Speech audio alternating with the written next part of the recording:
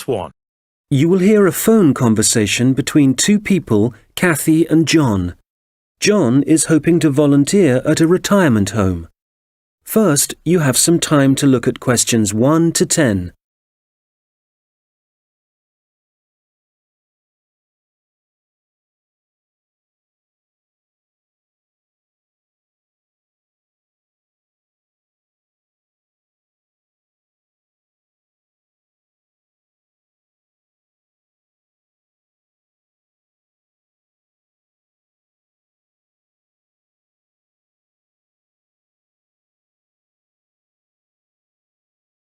Hello, Hillary Lodge Retirement Home. Kathy speaking. Hello, my name's John Shepherd. Could I ask if you're the manager of the home? That's right. Oh, good. Hello, Kathy. A friend of mine is a volunteer at Hillary Lodge, and I'd like to help out too, if you need more people.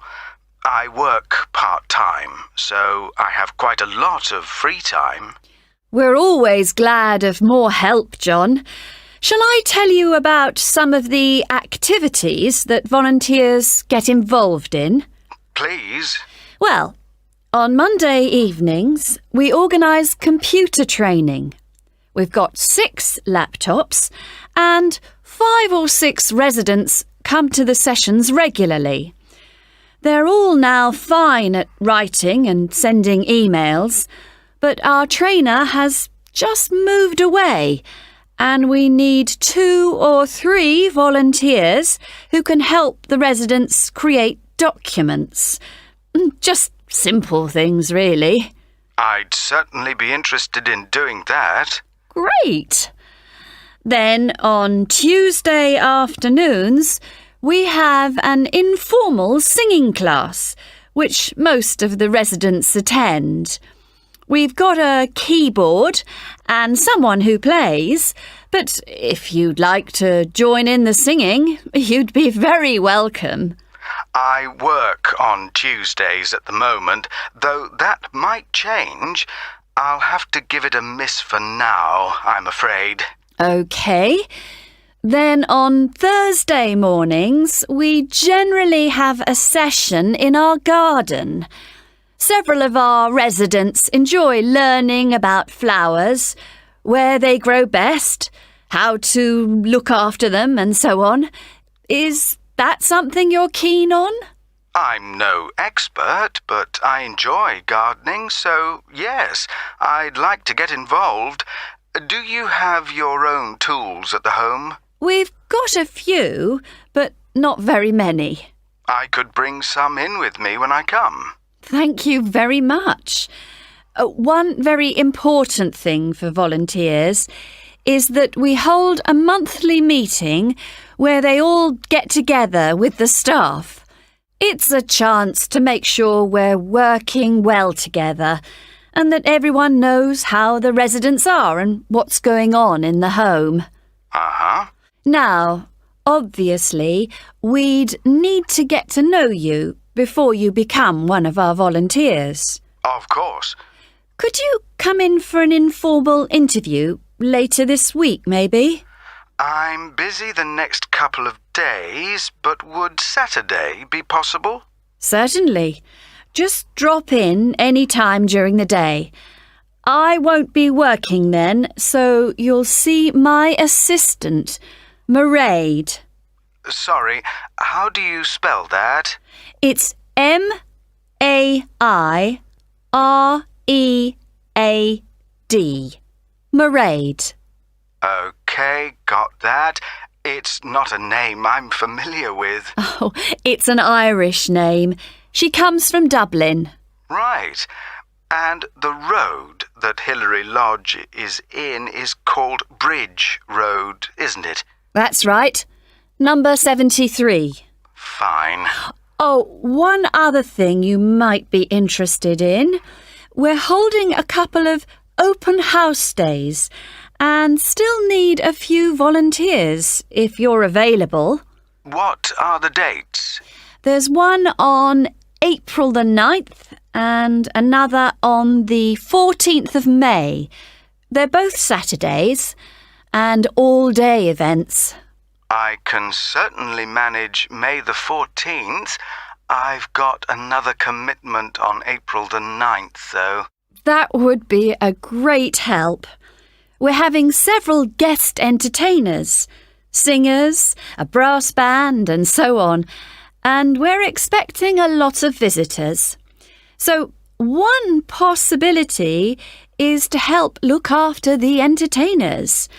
Or you could spend an hour or so organising people as they arrive, and then just be part of the team, making sure everything's going smoothly. Well, shall I show people where they can park? Lovely. Thank you. One reason for holding the open house days is to get publicity for Hilary Lodge locally. So you may find you have someone from a newspaper wanting to interview you. They'll want to find out from 2 or 3 people why they volunteer to help at the home. We're trying to get a TV station to come too, but they don't seem very interested. I don't mind being interviewed. Good. Well, if you come in for a chat, as we arranged, we'll take it from there.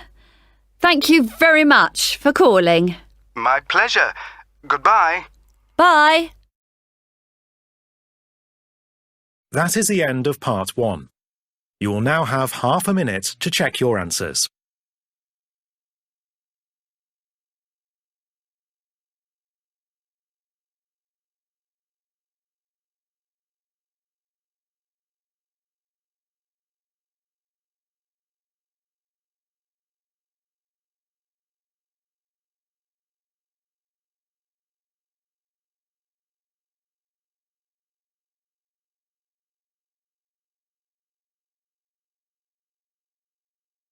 Part 2. You will hear the head of a centre which offers evening classes for adults. She is explaining some recent changes which have been made to the centre. First, you have some time to look at questions 11 to 15.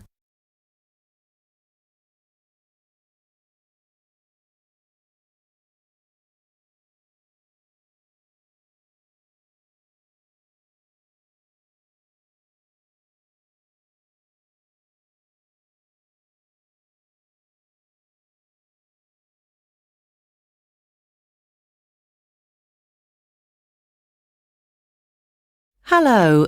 As some of you know, I'm Elaine Marriott, the head of the college's Learning Resource Centre. We've invited all of you taking evening classes and leisure activities to come and see the changes we've made to the centre in the last month.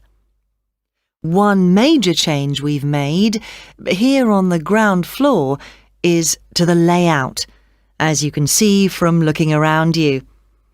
I'm sure you'll recognise the desk. That's still in the same place, as it has to be just inside the door. But you'll see that there are now periodicals on the shelves in the corner behind the desk. We've brought them nearer the entrance because so many people like to come in just to read magazines. We now stock a far wider range of periodicals than we used to, so we've decided to separate them from newspapers.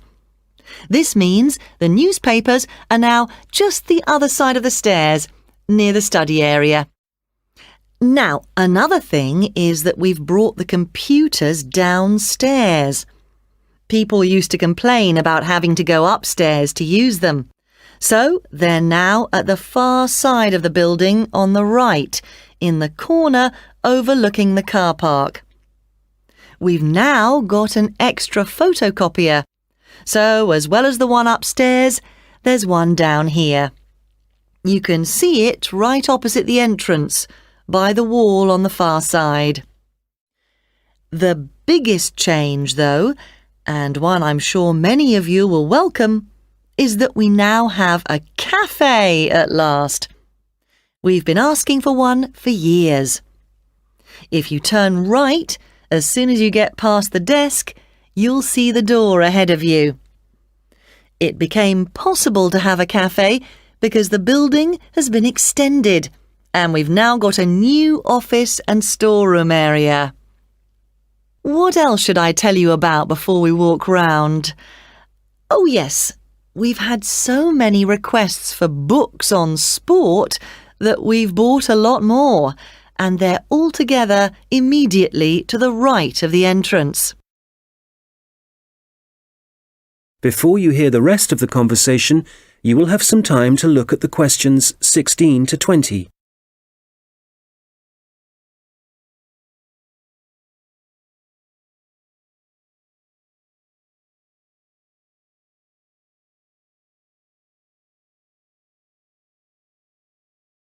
Now listen and answer questions 16 to 20. OK, that's enough on the new layout. We'll walk round in a moment, but before we do, something about the people who are here to help you. Of course, all the staff will do their best to answer your questions, but now we're each going to specialise in certain areas. So, if you ask a staff member about something and they don't think they can help you enough, they'll direct you to our specialist. Jenny Reed is the person to see if there are any films you'd like us to stock, as she's taken over responsibility for purchasing those. I'd better warn you that our budget is limited, so I'm afraid we can't promise to buy everything you ask for. Phil Penshurst can help you to improve your writing if you need to produce reports for your course. You can book a half-hour session with Phil to start with. Then, if you want more help, he'll arrange follow-up sessions with you.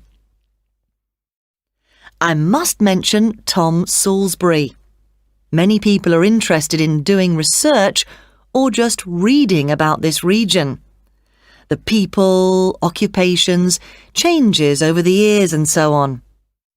Tom is a specialist in this particular field, so if you want any help, he can point you in the right direction. We've got a large collection of relevant documents, from old maps to studies of the wildlife. We have a new member of staff, Saeed Akhtar. I'm sure you'll meet him soon and will find him very helpful. If you're unemployed and want some advice on the practical aspects of looking for a job, Saeed is the person to talk to. He's also written a very useful book on the subject, which of course we've got on our shelves. Many of you will know Shilpa Desai, who's been working here for about 5 years.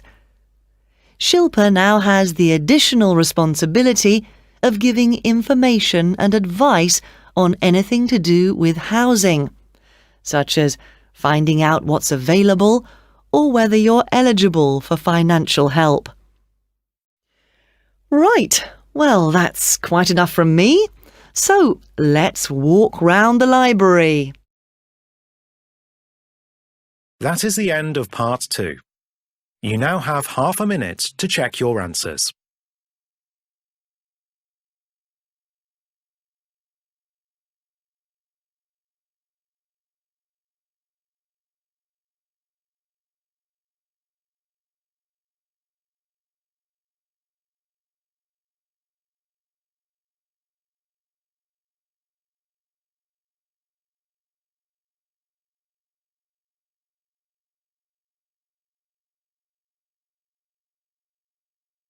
Part 3.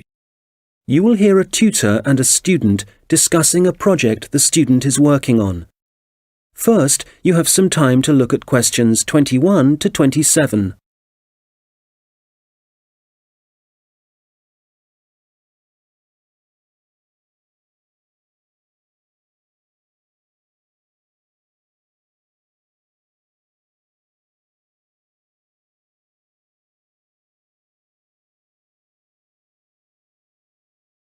Right, Stuart.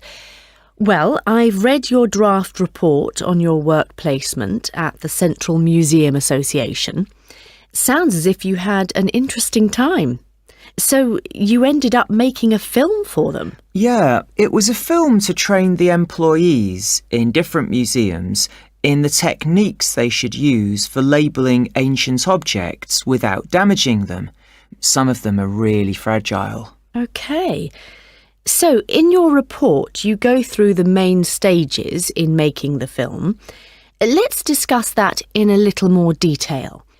You had to find a location, somewhere to shoot the film. That took quite a few days because I had to look at different museums all over the country, but I'd allowed time for it. And even though it was the middle of winter, there wasn't any snow, so I didn't have any transport problems. Right. Did you have to decide what equipment you'd need for the filming? Yes, I think they were quite surprised at how well I managed that. It was just the luck of the draw, actually. I'd done that project with you last year. Oh, on recording technology? So you knew a bit about it from that, right? Yeah. What I found really hard was actually writing the script. I had a deadline for that, but the association had to extend it. I couldn't have done it otherwise. Would it have helped if you'd had some training there? I think you're right. I probably needed that, yeah. Right. Now, from your draft report, it sounds as if you had one or two problems deciding who was going to actually appear in the video. The casting, yeah. I'd expected that the people who worked for the association would be really keen on taking part. But they weren't? The thing was, they were all so busy. And it did mean some of them had to travel. But Janice King, who I was reporting to for the project, she was great. She arranged for people to have time off and for their work to be covered. So that was a big help for me. Right. And it sounds like the filming itself went well. I gather you found a company who provided an online introduction to the techniques. Yeah, it was really informative and very user-friendly. I learned a lot from it. And then the editing? For that, the association put me in touch with someone who works for one of the big movie companies, and I went down to the studio and sat with him in front of his computer for a day, learning how to cut and paste and deal with the soundtrack and so on. So was that all? No, I didn't include this in my draft report, but I had to design the cover for the DVD as well, the lettering and everything. Have you done any of that sort of design work before? No, but I did a rough draft and then talked it through with a couple of my mates, and they gave me some more ideas. And when I'd finished it, I showed it to the people who worked at the association, and they really liked it. Excellent.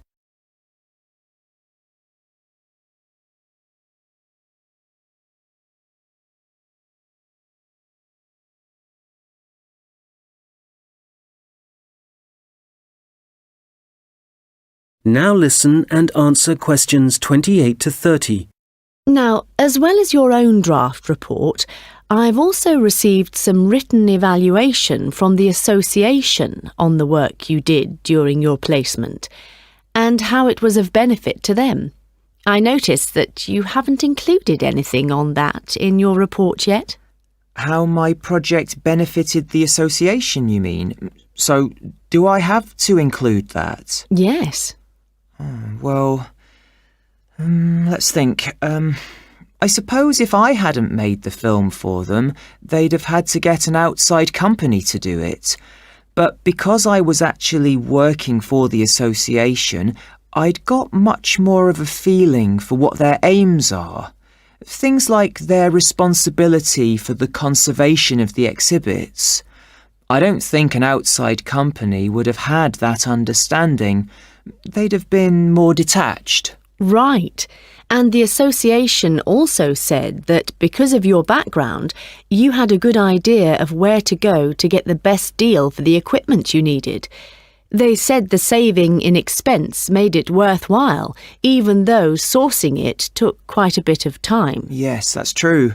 The association also said making the film had a very positive effect in getting staff to work together more closely. Oh, I hadn't heard that. That's good.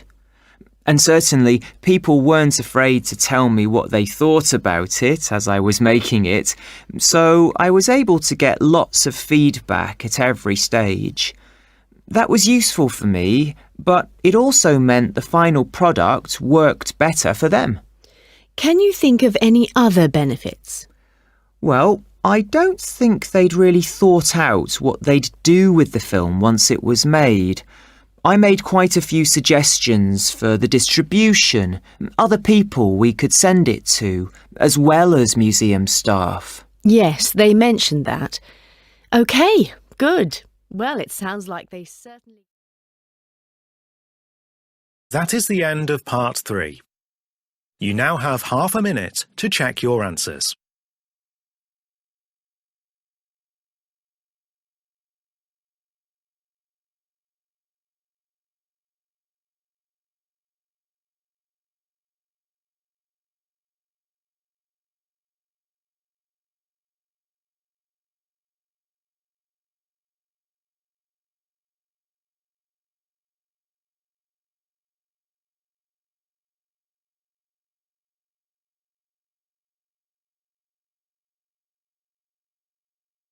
Part 4.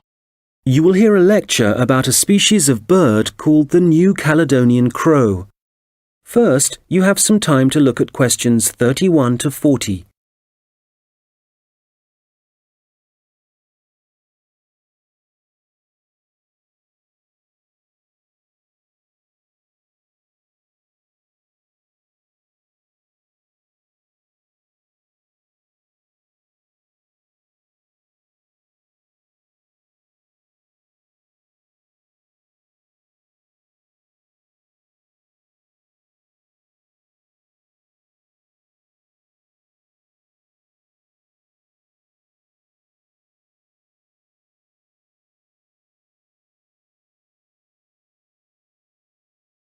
Now listen carefully and answer questions 31 to 40. I'm going to talk today about research into a particular species of bird, the New Caledonian crow, whose natural habitat is small islands in the Pacific Ocean. And it seems that these crows are exceptionally resourceful. Using sticks or other tools to find food isn't unknown among birds and animals. Some chimpanzees, for example, are known to bang nuts on stones in order to break the shell and get at the edible kernel inside. One New Caledonian crow called Betty bent some straight wire into a hook and used it to lift a small bucket of her favourite food from a vertical pipe. This experiment was the first time she'd been presented with wire, which makes it very impressive. Another crow, called Barney, has demonstrated his skill at using sticks to forage for food. In one research project, scientists from New Zealand and Oxford set captive New Caledonian crows a 3-stage problem. If they wanted to extract food from a hole, the crows first had to pull up a string to get a short stick, then use that short stick to remove a long stick from a toolbox, and finally, use the long stick to reach the food. Amazingly, they worked out how to do this successfully. Further experiments carried out at Oxford suggest that crows can also use sticks as tools to inspect all sorts of objects, possibly to assess whether or not they present a danger.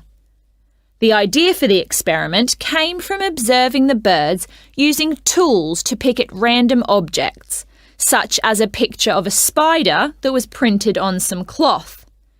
In this research, 5 pairs of crows, including Barney, underwent tests to see how they would react to a variety of objects, which were carefully chosen so the birds wouldn't be tempted to view them as a possible source of food.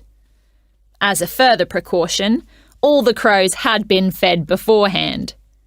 On 8 occasions, a bird's first contact was by using a tool.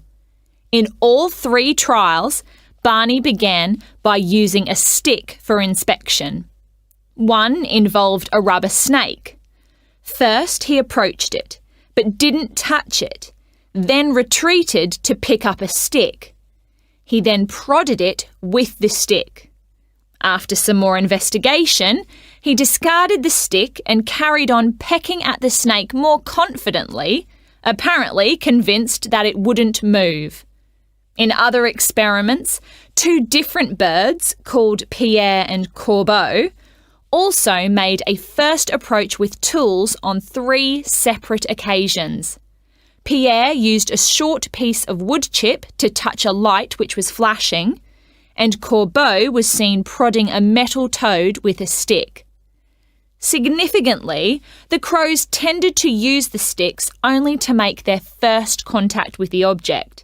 Subsequently, they either ignored the object or dropped the tool and pecked at the object, which is very different from using the tool to get access to food.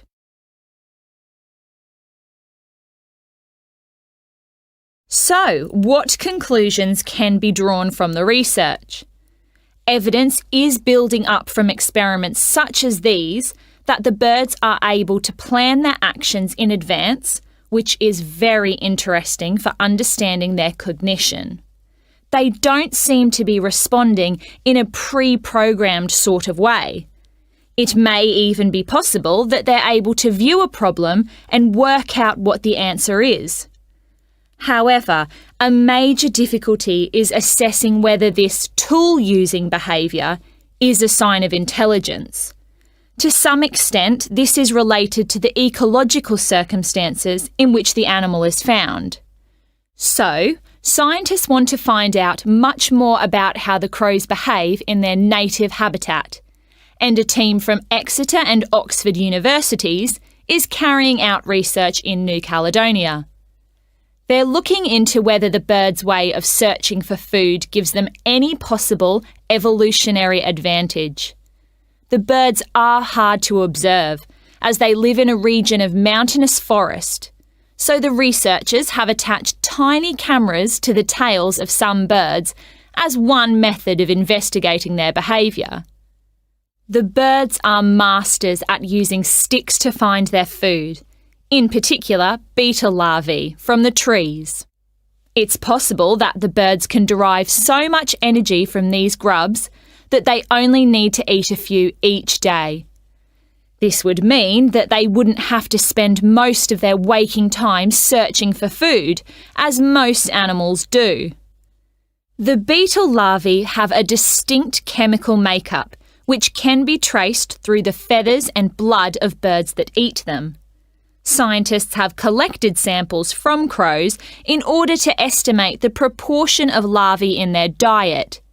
They should then be able to gauge the extent to which individual birds depend on using sticks to feed themselves. We have learnt a great deal about the ability of New Caledonian crows to use tools, and some very interesting research is being carried out into them. That is the end of part 4. You now have half a minute to check your answers.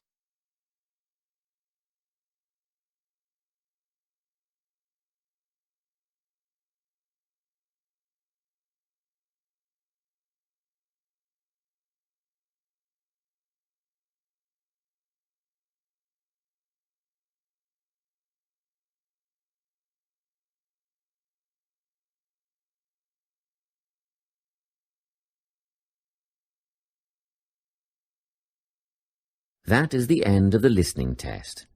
You now have 10 minutes to transfer your answers to the listening answer sheet.